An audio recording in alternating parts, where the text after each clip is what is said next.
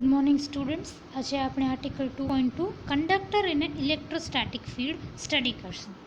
Now let us consider what happens when a conductor is placed in an electric field. એક કંડક્ટરને તમે electric ફિલ્ડમાં રાખો ત્યારે શું થાય? Under the influence of electric field, electrons can move freely in the material but cannot leave the surface. Thus, they leave a net charge on the surface.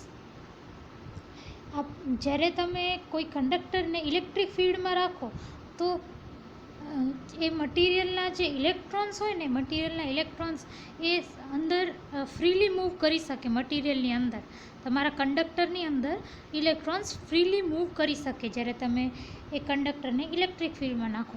પણ એ જે ઇલેક્ટ્રોન્સ છે એવું નથી થતું કે તમારા કંડક્ટરના સરફેસની બહાર જ આવી જાય છે, એવું નથી થતું.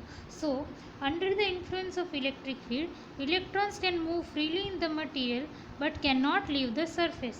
એ લોકો મટીરિયલની અંદર ફ્રીલી મૂવ કરે છે પણ સરફેસ નથી લીવ કરી શકતા. Which means thus they leave a net charge on the surface. એટલે એ લોકો જ્યારે સરફેસ પાસે આવે ને ત્યાંથી બહાર નથી નીકળી શકતા, ત્યાં રહી જાય છે. હવે આ વસ્તુ તમે આ ફિગર ઉપર જોજો, ફિગર 2.1માં જુઓ તમે કે તમે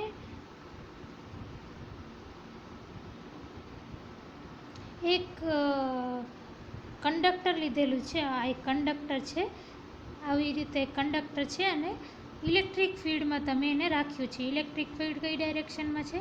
આ ડાયરેક્શનમાં છે. તમે જે એક્સટર્નલ ઇલેક્ટ્રિક ફિલ્ડ અપ્લાય કરી છે એ આ ડાયરેક્શનમાં છે અને વચ્ચે તમારું આ કંડક્ટર છે, બરાબર.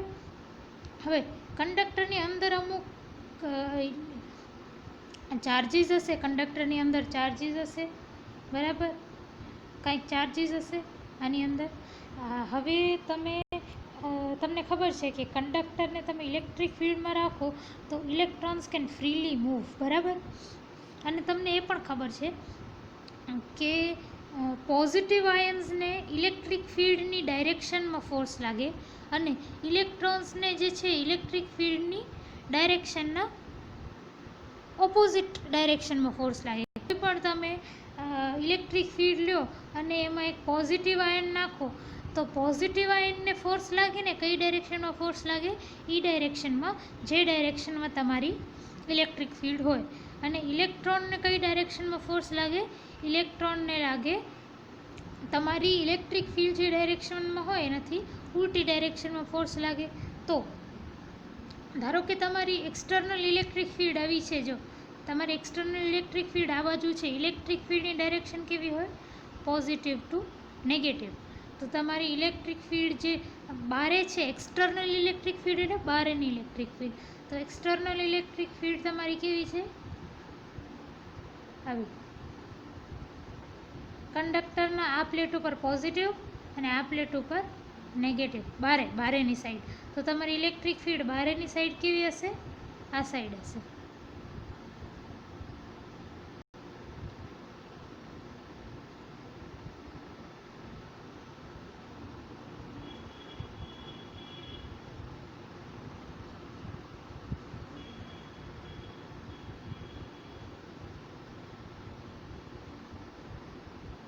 આ સાઈડ હશે. બહારેની સાઈડ તમારી ઇલેક્ટ્રિક ફિલ્ડ આ બાજુ હશે, બરાબર. હવે આ જે બહારેની ઇલેક્ટ્રિક ફિલ્ડ છે એના કારણે કંડક્ટરની અંદર શું થશે? કંડક્ટરની અંદરના ઇલેક્ટ્રોન્સ જે છે મેં તમને કીધું ઇલેક્ટ્રોન્સ જે છે એ ઇલેક્ટ્રિક ફિલ્ડની વિપરીત દિશામાં ફોર્સ અનુભવે. તો ઇલેક્ટ્રિક ફિલ્ડ અગર આ ડિરેક્શનમાં છે, તો ઇલેક્ટ્રોન્સ ઉપર ફોર્સ કઈ ડાયરેક્શનમાં હશે? આ ડાયરેક્શનમાં. વિચ મીન્સ તમારા અંદર જે ઇલેક્ટ્રોન છે ને એને ફોર્સ આ ડિરેક્શનમાં લાગશે, ઇલેક્ટ્રોનને. અને જે હોલ્સ છે એને ફોર્સ કઈ બાજુ લાગશે? મેં તમને કીધું હતું કે પોઝિટિવ આયન્સ જે છે, પોઝિટિવ આયન્સને ઇલેક્ટ્રિક ફિલ્ડની ડાયરેક્શનમાં ફોર્સ લાગે. તો હોલ્સ જે છે તમને આ બાજુ ફોર્સ લાગશે. વિચ મીન્સ કે કંડક્ટરની અંદર તમારા ઇલેક્ટ્રોન્સ જે છે આ બાજુ ભેગા થઈ જશે આ પ્લેટ ઉપર અને પોઝિટિવ આયન્સ જે છે એ આ બાજુ ભેગા થશે કંડક્ટરની અંદર. કંડક્ટરની બહારની વાત નથી કરતી, કંડક્ટરની અંદરના સરફેસ ઉપર ઇલેક્ટ્રોન્સ આ બાજુ ભેગા થશે અને હોલ્સ આ બાજુ, પોઝિટિવ આયન્સ આ બાજુ ભેગા થશે. હવે તમે જુઓ અંદર જે કંડક્ટરની અંદર પણ એક બાજુ ઇલેક્ટ્રોન્સ છે ને એક બાજુ હોલ્સ છે, વિચ મીન્સ ઇલેક્ટ્રોનની અંદર એક ઇલેક્ટ્રિક ફિલ્ડ ઇન્ડ્યુસ થઈ કહેવાય, ઇલેક્ટ્રિક ફિલ્ડ ઇન્ડ્યુસ થઈ છે. અને આ જે કંડક્ટરની અંદર ઇલેક્ટ્રિક ફિલ્ડ ઇન્ડ્યુસ થઈ છે એની ડાયરેક્શન કેવી છે? ડાયરેક્શન કેવી છે? આ પોઝિટિવ ટુ નેગેટિવ, આ બાજુ છે તમારી ડાયરેક્શન. તો તમારી એક્સટર્નલ ઇલેક્ટ્રિક ફિલ્ડ આ બાજુ છે અને જે એક્સટર્નલ ઇલેક્ટ્રિક ફિલ્ડ આ બાજુ છે. અને કંડક્ટરની અંદર આ જે એક્સટર્નલ ફિલ્ડના કારણે, એક્સટર્નલ ફિલ્ડ ઈના કારણે કંડક્ટરની અંદર કંઈક ઇલેક્ટ્રિક ફિલ્ડ જે ઇન્ડ્યુસ થાય છે એ કઈ ડાયરેક્શનમાં છે? આ ડાયરેક્શનમાં. બરાબર? અને બે એકબીજાના ઓપોઝિટ છે. જો ફરીથી એક આ ડાયરેક્શનમાં અને બીજી આ ડાયરેક્શનમાં ઇલેક્ટ્રિક ફિલ્ડ છે. એ કંડક્ટરની બારે જે છે એ આ ડિરેક્શનમાં છે અને કંડક્ટરની અંદર જે છે આમ એનાથી ઊંધી છે. તો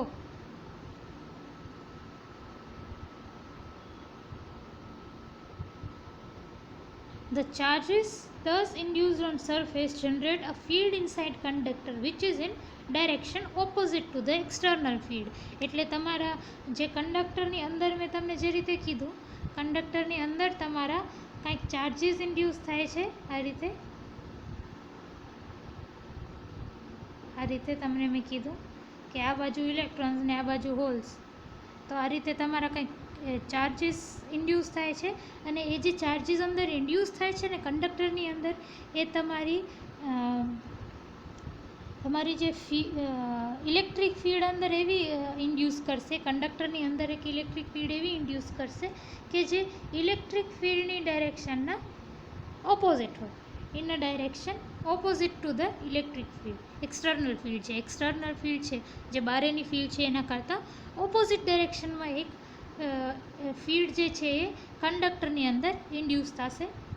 The electrons continue to move so long as there is any field left in the conductor and until the induced charge ensures that the resultant field inside the conductor is zero.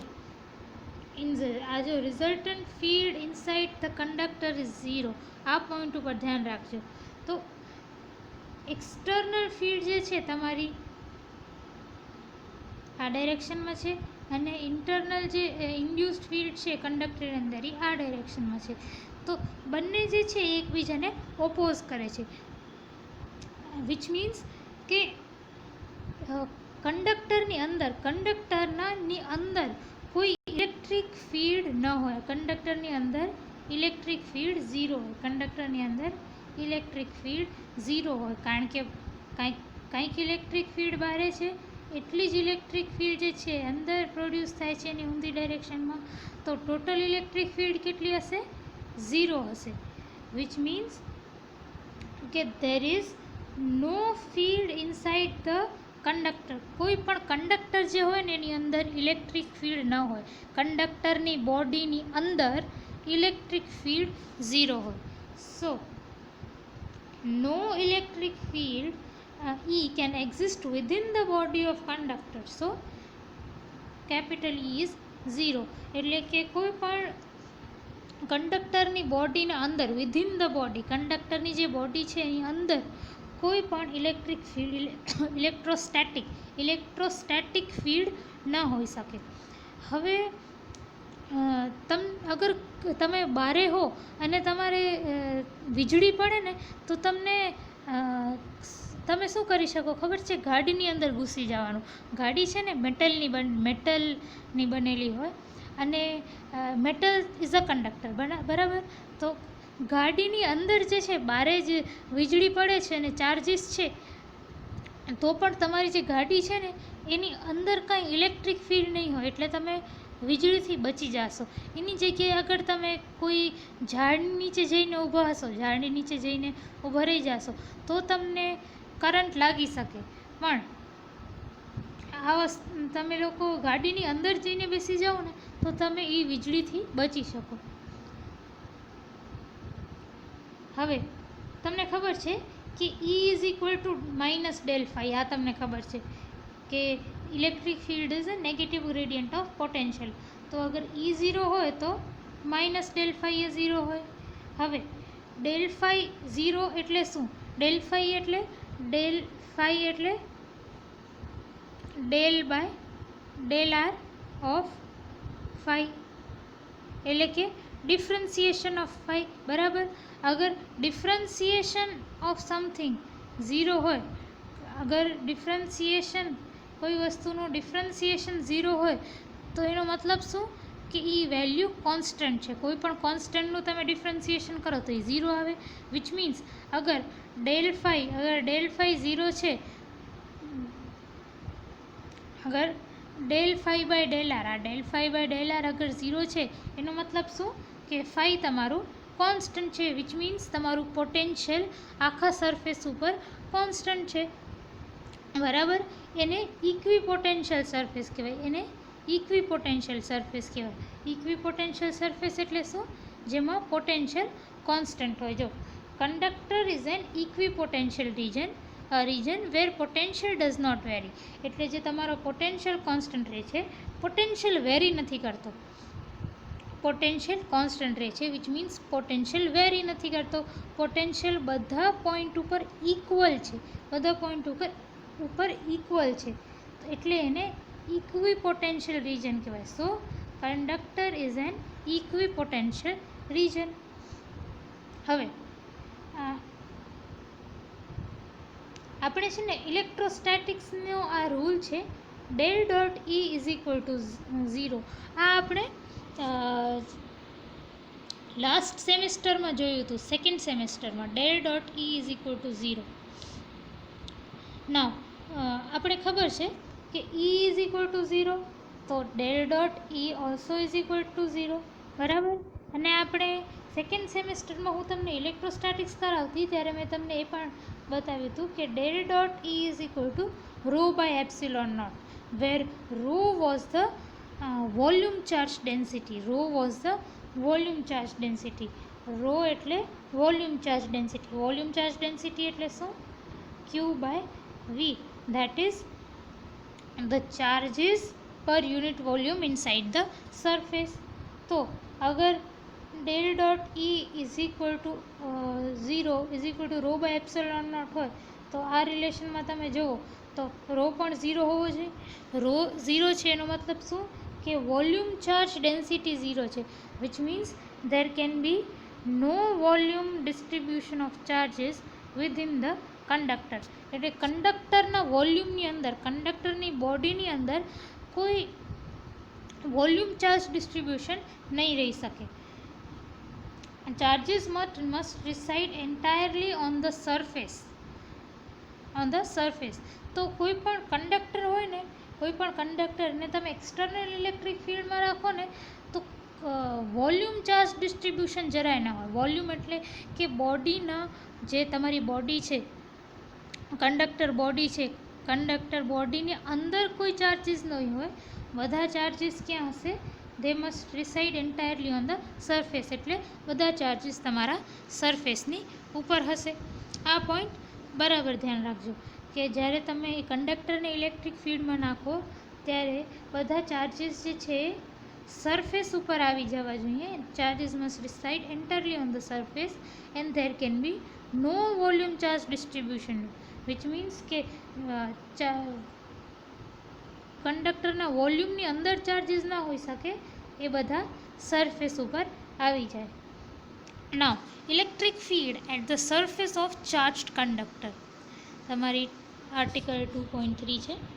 Imagine a small disk enclosing an area ds on the surface of conductor.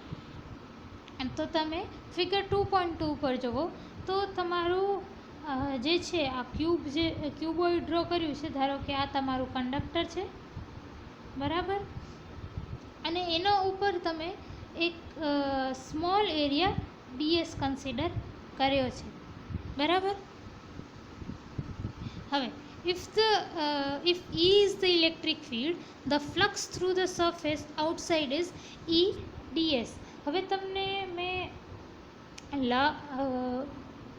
Last સેમેસ્ટરમાં જ્યારે હું electrostatics ભણાવતી હતી ત્યારે મેં તમને electric flux study કરાવ્યું હતું કે ઇલેક્ટ્રિક ફ્લક્સ શું હોય. Electric flux is equal to E dot ds એવું મેં તમને સ્ટડી કરાવ્યું હતું. અગર તમારો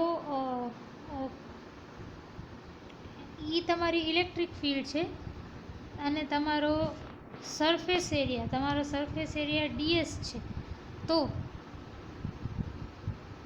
તમારી ફ્લક્સ કેવી હશે? ફ્લક્સ હશે E ઇન્ટુ ds. બરાબર. હવે તમને ગોસ લો ખબર છે, મેં તમને ગોસ લો પણ શીખવાડી હતી, ખબર છે? ગોસ લો શું હતી?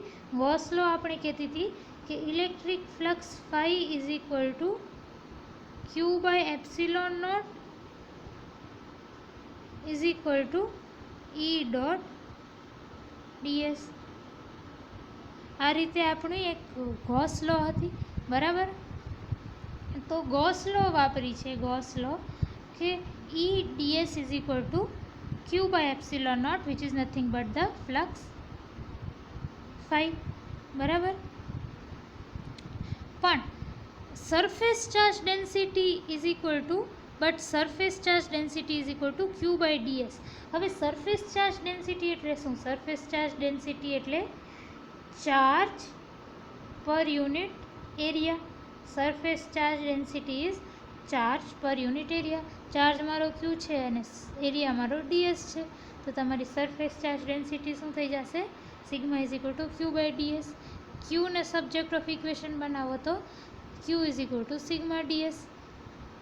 હવે આ ક્યુની જગ્યાએ તમે સિગ્મા ds સબસ્ટિટ્યૂટ કરો, આ ક્યુની જગ્યાએ સિગ્મા ds સબસ્ટિટ્યૂટ કરો, તો તમારી ઇક્વેશન કેવી થઈ જશે? E ds is equal to ક્યુની જગ્યાએ sigma ds divided by epsilon nought. હવે RDS અને RDS કેન્સલ થઈ જશે, તો તમારી ઇલેક્ટ્રિક ફિલ્ડ કેવી આવશે? Electric field E is equal to sigma by epsilon nought, which means કે electric field at the surface of charge conductor is sigma by epsilon nought. એટલે તમને કોઈ પણ ચાર્જ કંડક્ટર આપેલું હોય તો એના અક્રોસ ઇલેક્ટ્રિક ફિલ્ડ કેવી હશે? એના અક્રોસ ઇલેક્ટ્રિક ફિલ્ડ હશે સિગ્મા બાય એપ્સિલોન નોટ. બરાબર.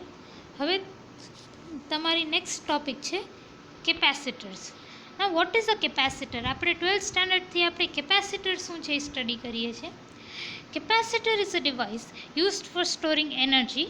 It consists a pair of conductor carrying equal and opposite charges. તમારો કેપેસિટર શું હોય? કેપેસિટર એક એવી ડિવાઇસ હોય જેનામાં તમે એનર્જી સ્ટોર કરી શકો. Now it consist a pair of conductors carrying equal and opposite charges. તો કેપેસિટર શું હોય? આવી એક પ્લેટ હોય કંડક્ટરની, એનામાં એક બાજુ જે છે પ્લસ એવા ચાર્જીસ હોય અને બીજી બાજુ નેગેટિવ, એનાથી ઓપોઝિટ ચાર્જીસ હોય.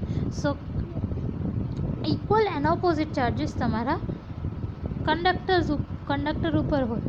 બરાબર. this is nothing but the capacitor. Suppose two conductors in capacitor carry charges plus q and minus q. The charges are distributed over the surface with surface densities sigma plus and sigma minus respectively, with potential phi plus and phi minus respectively, which means ધારો કે તમારું આ રીતે તમારું conductor છે. બરાબર. કંડક્ટરના એક સાઈડ ઉપર પ્લસ ક્યુ ચાર્જ છે અને એક સાઈડ ઉપર માઇનસ ક્યુ ચાર્જ છે.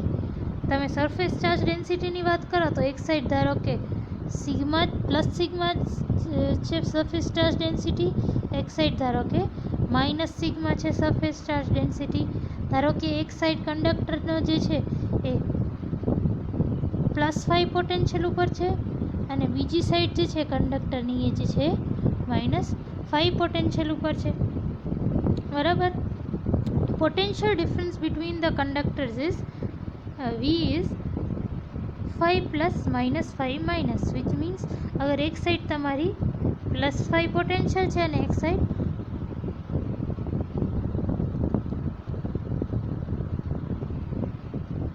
साइड -5 પોટેન્શિયલ છે, તો તમારો પોટેન્શિયલ ડિફરન્સ, આ બંને પોટેન્શિયલના વચ્ચેનો પોટેન્શિયલ ડિફરન્સ V કેટલો થઈ જાય? આને હું +5 પ્લસ નામ આપું છું ને આને 5 માઇનસ નામ આપું છું. ફરીથી કે એક સાઈડ જે છે, એક સાઈડ તમારો 5 પ્લસ પોટેન્શિયલ જે પ્લસ ચાર્જીસ હતા ત્યાં તમારો ધારો કે 5 પ્લસ પોટેન્શિયલ છે, જે માઇનસ ચાર્જીસ હતા ત્યાં આ 5 માઇનસ છે, આવી રીતે પોટેન્શિયલ છે.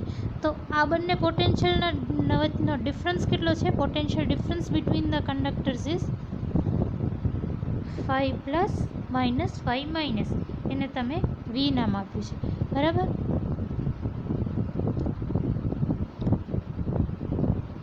But in a capacitor, potential difference is always proportional to charge. તમને આ વસ્તુ 12th સ્ટાન્ડર્ડમાં જોઈ હશે કે એ કેપેસિટરમાં છે ને હંમેશા પોટેન્શિયલ ડિફરન્સ જે છે એ ચાર્જ સાથે પ્રપોર્શનલ હોય, અને આ પ્રપોર્શનાલિટી સાઇનને હટાડવા આપણે એક કોન્સ્ટન્ટ C રાખતા હતા, which gave us Q is equal to C into V, where C was the capacitance of the capacitor. જ્યારે કેપિટલ C શું હતો? કેપેસિટન્સ હતો કેપેસિટરનો. The capacitance is related to ability of capacitor to hold charges. એટલે capacitance શું દર્શાવે છે? Capacitance એ દર્શાવે છે, મારા કેપેસિટરનું કેપેસિટન્સ શું દર્શાવે છે કે મારું કેપેસિટર જે છે એ કેટલા ચાર્જીસ હોલ્ડ કરી શકે. નાવ the capacitance depends on the geometry of capacitor. એટલે કે તમારું જે કેપેસિટન્સ છે એ કોનો પર ડિપેન્ડ કરશે? Geometry of capacitor of the conductor. એટલે તમારો કંડક્ટર જે છે એ કયા શેપનો છે ને, કયા શેપનો છે, કેવી સાઇઝનો છે, એના ઉપર ડિપેન્ડ કરશે કે તમારું કેપેસિટન્સ કેવું હશે. કેપેસિટન્સ કોના ઉપર ડિપેન્ડ કરશે? ઓન ધ જ્યોમેટ્રી એટલે કે એની શેપ કે સાઇઝ કેવું છે. Now few simple types of capacitor. કેપેસિટરના થોડાક સિમ્પલ ટાઈપ્સ આપણે હવે સ્ટડી કરશું next. Parallel plate capacitor, capacitance of isolated sphere and coaxial cable. Parallel plate capacitor એટલે આવું કંઈક હોય, બે કંડક્ટર એકબીજાને પેરેલલ હોય, એને પેરેલલ પ્લેટ કેપેસિટર કહેવાય. એના માટે કંઈક કેપેસિટન્સ હશે. પછી આઇસોલેટેડ સ્ફિયર એટલે સ્ફિયરના શેપમાં તમારું અગર કેપેસિટર હોય, આવી રીતે સ્ફિયરના શેપમાં અગર કેપેસિટર હોય તો એના કારણે જે કેપેસિટન્સ હશે એની કંઈક વેલ્યુ હશે, બરાબર? અને એક કોએક્સિયલ કેબલ આ શેપનું પણ એક કેપેસિટર હશે, એના કારણે પણ તમારી કંઈક કેપેસિટન્સ હશે. તો તમે જોયું કે ત્રણેય અલગ અલગ શેપ મેં બતાડ્યા, એક કોએક્સિયલ કેબલ, એક સ્ફિયર અને એક પેરેલલ પ્લેટ કેપેસિટર. ત્રણેય જે અલગ અલગ શેપ છે એ ત્રણેયના કારણે તમને અલગ અલગ વેલ્યુ ઓફ કેપેસિટન્સ મળે છે, વિચ મીન્સ કેપેસિટન્સ જે છે એ જ્યોમેટ્રી ઓફ ધ કંડક્ટર ઉપર ડિપેન્ડ કરે છે. આપણે નેક્સ્ટ લેક્ચરમાં આ ત્રણેય કેપેસિટર્સને સ્ટડી કરશું. Thank you.